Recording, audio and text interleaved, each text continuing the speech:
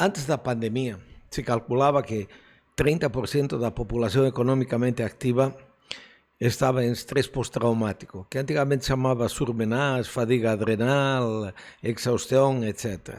Um nome no Código Internacional de Doenças hoje é chamado síndrome de estresse pós-traumático, onde não existiria um aporte suficiente da cápsula suprarrenal para cumprir com as necessidades do organismo. Depois da pandemia, se calcula que 70% da população economicamente ativa estaria nessa situação. E esses tipos de pacientes nem percebem que estão nessa situação. Eles andam por inércia. Existe uma lei de Newton que diz que a todo corpo que você vai dar um empurrão inicial na superfície lisa, ela vai manter constante a velocidade até que encontre um problema no meio do caminho. E então, depois da pandemia, se está vendo, e antes da pandemia também se via muitos pacientes que tinham importante esgotamento do eixo hipotalâmico hipoficiário. Então, de repente, você tem um paciente, homem ou mulher, que chega com 50 anos, e não é incomum, inclusive, pacientes com 30 anos, 35 anos, que chegam até o consultório, um homem que tem uma testosterona total baixa, uma testosterona biodisponível baixa, e junto com ele tem um LH baixo, que é o que comumente chamamos de hipogonadismo secundário.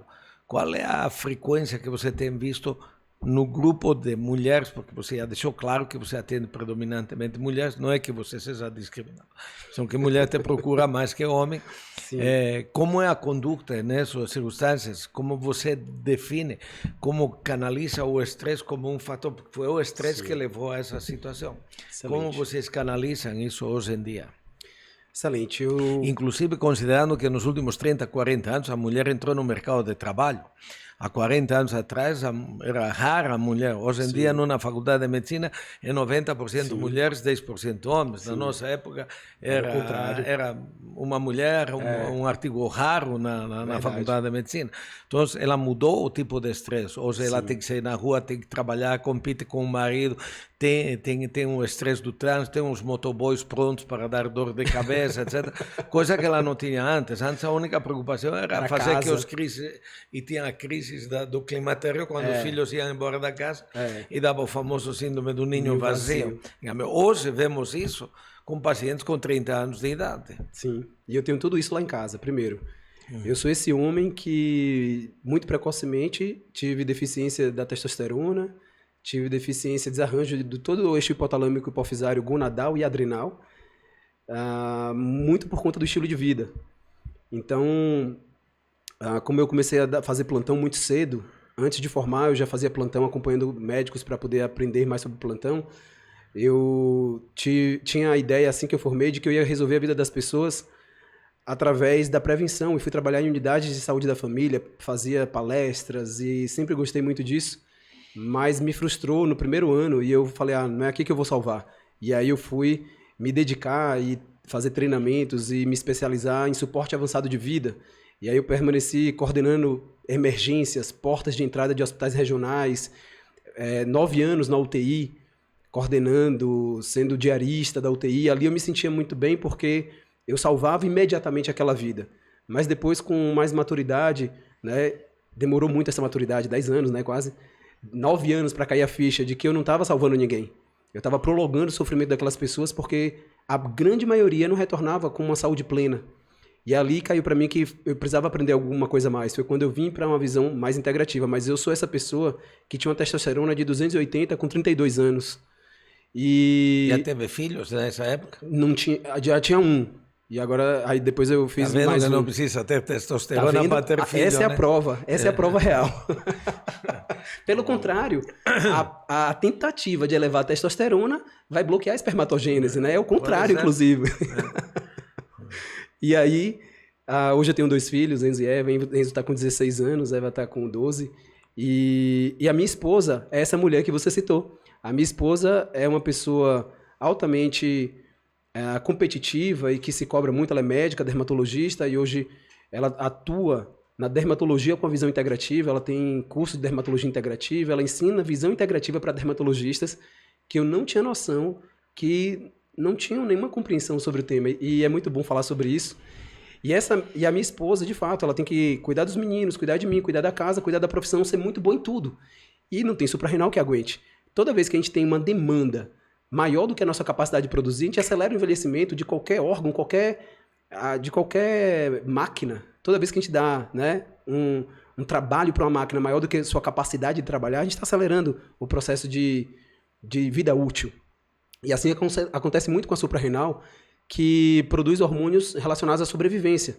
Nós temos hormônios esteroides que estão relacionados à permanência da espécie, à fertilidade, mas sobrevivência, se a gente pudesse escolher um único hormônio que tivesse um peso maior, seria o cortisol, eu creio. Uma vez que é impossível ter fluxo sanguíneo para o cérebro, fugir de um problema, fugir de algo perigoso ou enfrentar algo necessário sem o nível adequado de cortisol. Isso sendo bem simplista. Isso sendo, assim, para escolher apenas um.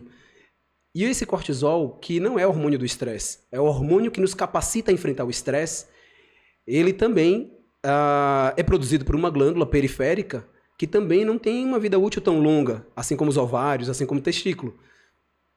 E se nós começamos a ter uma demanda tão grande como temos hoje, basta ter isso aqui para ter uma deficiência de cortisol. Basta ter mais de 30 anos hoje para ter uma deficiência de cortisol.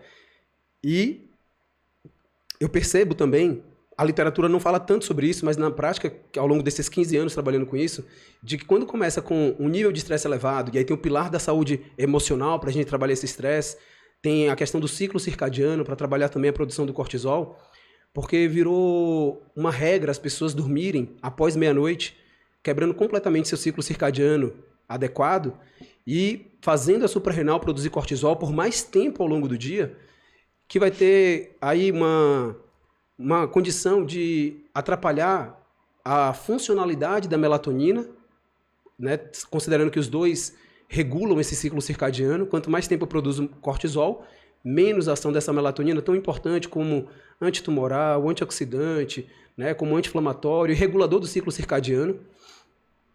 E aí esse cortisol, que é produzido até mais tarde todo dia, mantendo o paciente acordado por vários estímulos e a crença da necessidade de que precisa ser produtivo à noite, faz a pessoa não ter uma produção adequada logo no dia seguinte. E uma das queixas muito comuns, que ao meu ver é quase que patognomônica de deficiência de cortisol, é acordar cansado.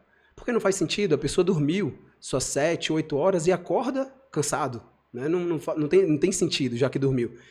E não é apenas um problema de não ter um sono profundo. Muitas vezes é a incapacidade de produzir o cortisol pelo ciclo circadiano que está em cronodisrupção.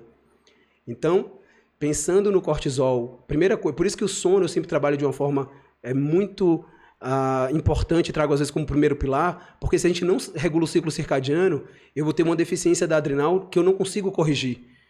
E às vezes a correção dessa insuficiência adrenal, ou deficiência, ou disfunção, ela é muito mal vista, mal interpretada pelos colegas que salvam pelo nome da molécula, esperam o efeito colateral dela pelo nome dela, e esquecem o efeito dose dependente. Então, o efeito esperado de uma reposição de hidrocortisona, assim como o efeito colateral, é baseado na dose. Então, eu posso fazer uma dose de reposição de uma hidrocortisona através de cápsula, por exemplo, 10 miligramas, 15 miligramas de uma hidrocortisona, que é uma reposição para buscar complementar a produção da adrenal para ter uma resposta fisiológica. Se a gente utiliza 20 vezes essa dose, ali eu estou buscando, então, uma ação anti-inflamatória e, acima disso, uma modulação imunológica. Então, a dose muda completamente o efeito desejado e o colateral. Mas é muito comum colegas que não entendem isso questionarem quando pegam uma prescrição, falar, mas por que você está usando corticoide para os meus pacientes, por exemplo? Falando, não, o doutor falou que é por conta da minha suprarrenal. Não, hidrocortisona é muito grave, você vai ter diabetes, você vai inchar, ou seja, falam dos efeitos colaterais de uma outra dose, não daquela. Né? Então, uma coisa que às vezes ainda atrapalha muito a maioria da população, já que a maioria dos colegas ainda vive muitas vezes o efeito Dunning-Kruger. Aquele efeito que a pessoa, por não ter tanto conhecimento profundo sobre um tema, se sente muito confiante para falar do tema, porque nem sabe a profundidade que é ele, né? A confiança está muito relacionada à falta do conhecimento. À medida que conhece um pouquinho mais, a confiança cai e fala, opa, eu estava falando besteira, vou precisar estudar mais. Aí demora um novo tempo para voltar a ser confiante, agora sim, com conhecimento em profundidade do tema que estava falando. Né? É chamado efeito Dunning-Kruger. Na medicina é muito comum.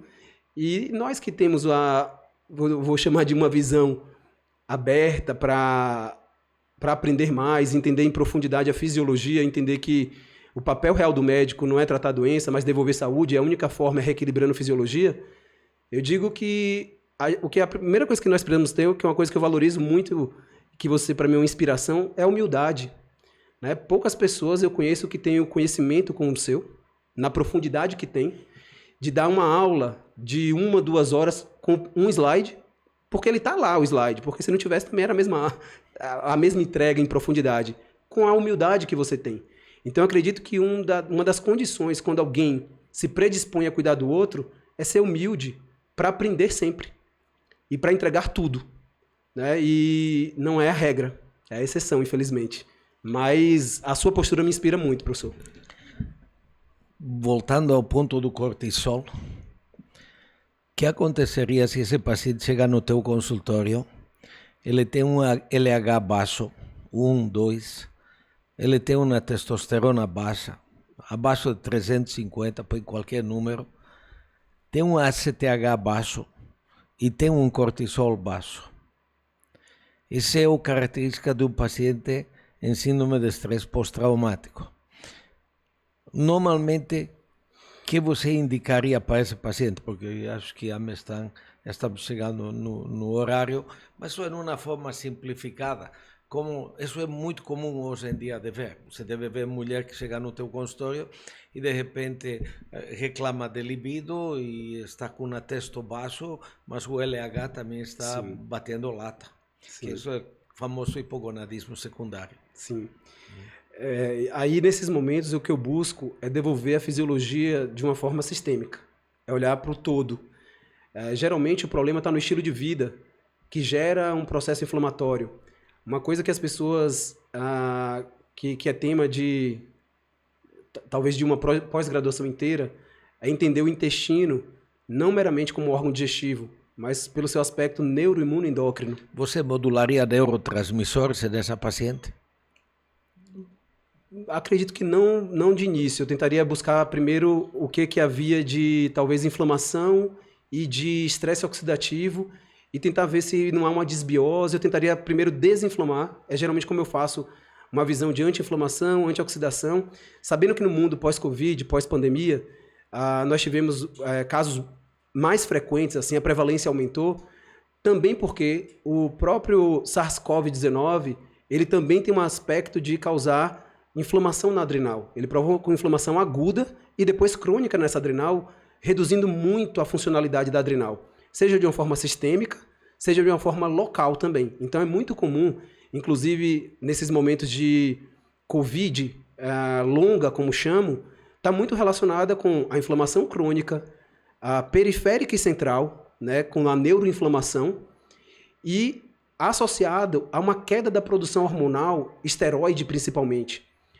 Pacientes que eu já acompanhava os hormônios antes e pós alguns episódios de Covid, o nível de produção dos pacientes caiu muito após a infecção, uma vez que o vírus ele inflama o corpo inteiro e tem inflamação aguda, inclusive na adrenal.